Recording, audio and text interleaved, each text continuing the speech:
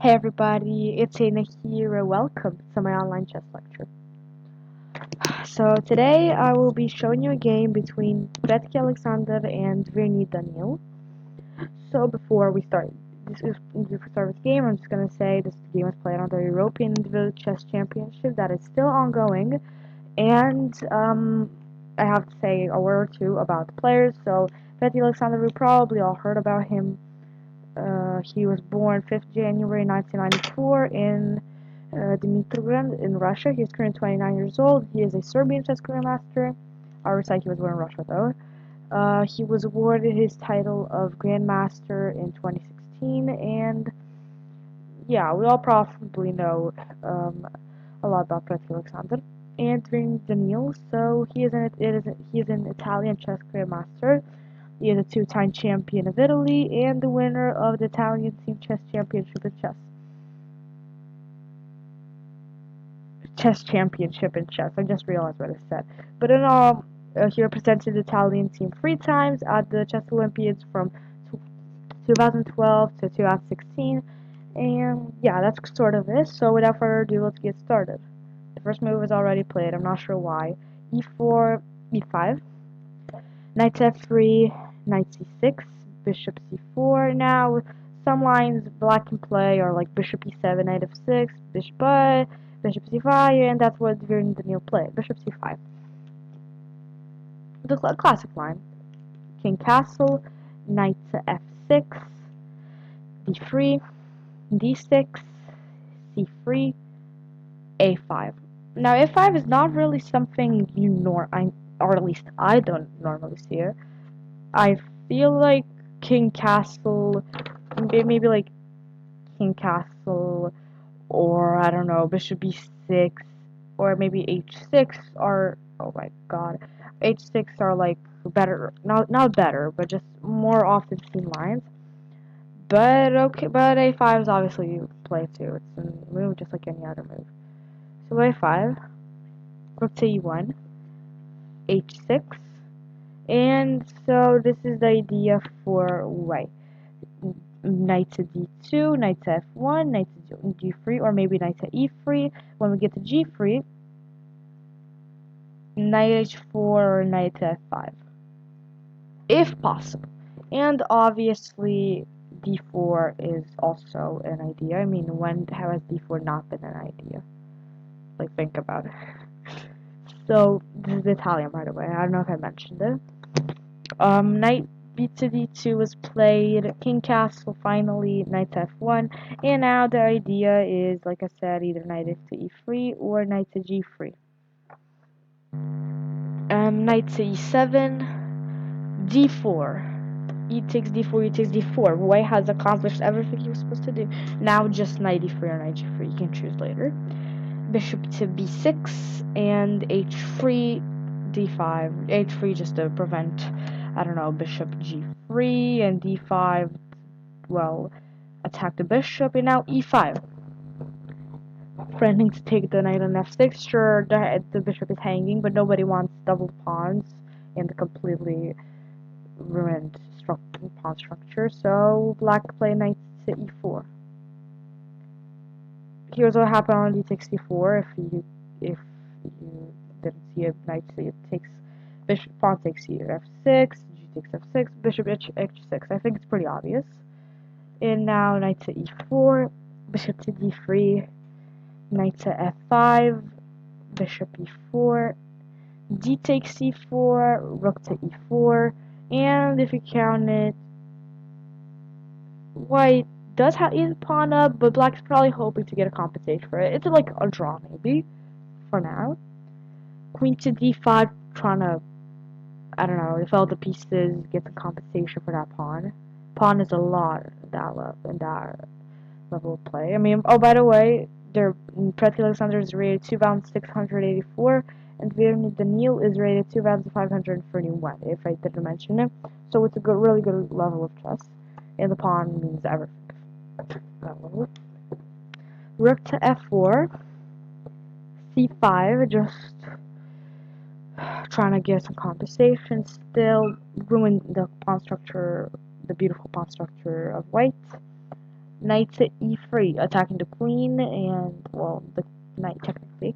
And knight takes, bishop takes, the pawn is protected again. C takes d4, bishop d4, bishop to d8, maybe. And now queen e2, and now black plays an interesting move. It's not the best move, really, not ideal, but it's a good idea with g5.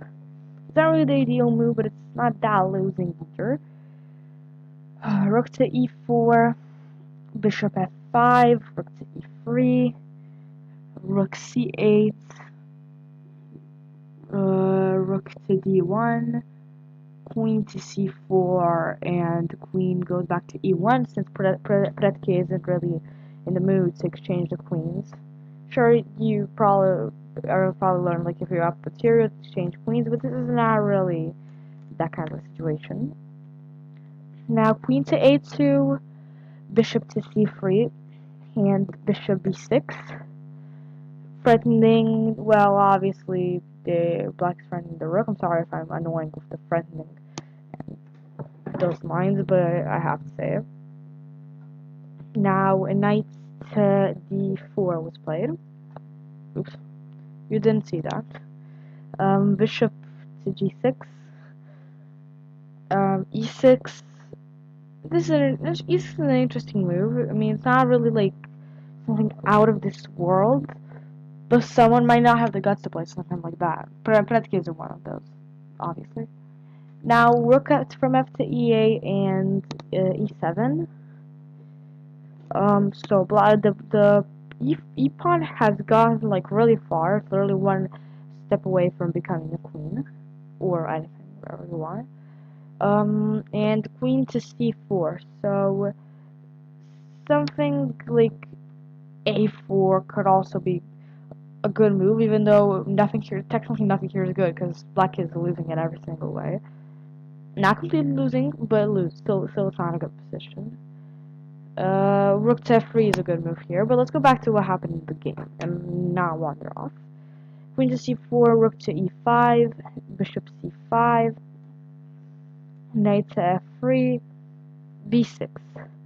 So now the idea that white had was, like I showed here, knight to h2 and knight to g4, but yeah, h5 was played, and now nothing of that. He just moved the knight back. Now he didn't have to move the knight back like that. He could have played like knight to f1 as well. Just saying, knight f3 is also okay. I'm just saying though. But he moved that back to f3, which is also good, obviously. g4, and now I'm gonna let you guys try to find the move. So it's interesting how while analyzing, I noticed that the computer couldn't find the move, or he could find it, but he didn't realize it was the best move until like 10 seconds at least, maybe even more. It took him a lot of time to read to calculate it, but in 5 seconds I'm showing the answer. 5, 4, 3, 2, and 1.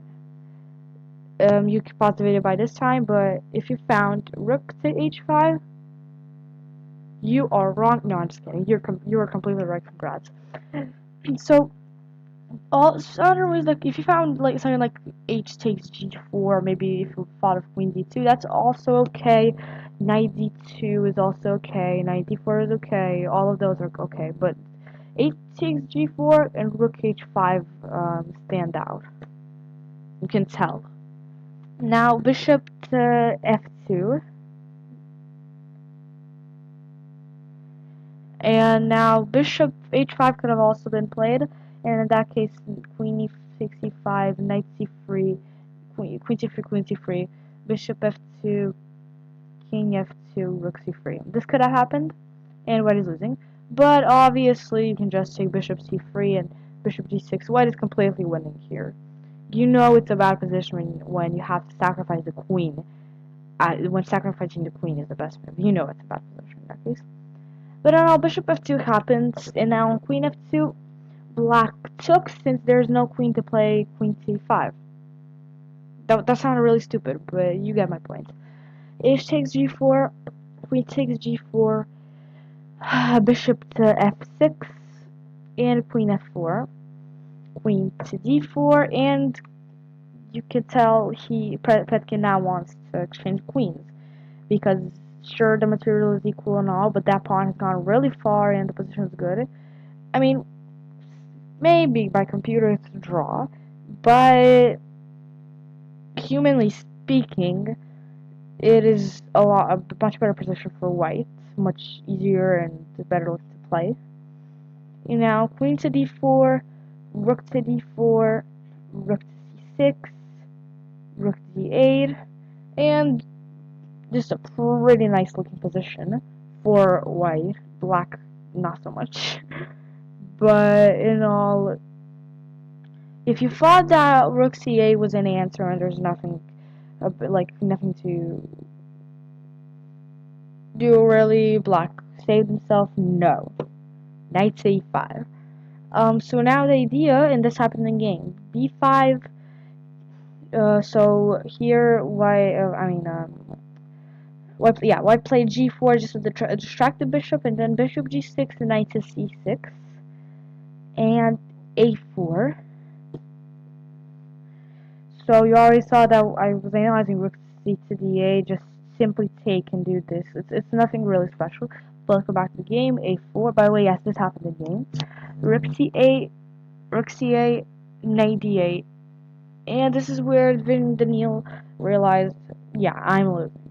Because the rook is no longer in contact with the e8 square, and that's the end of the game. So it was a pretty nice game. This last position looks really nice. I'm not sure why. And yeah, that's it. And I hope you enjoyed this video and my commentary on it, on the game, and I'll see you next time.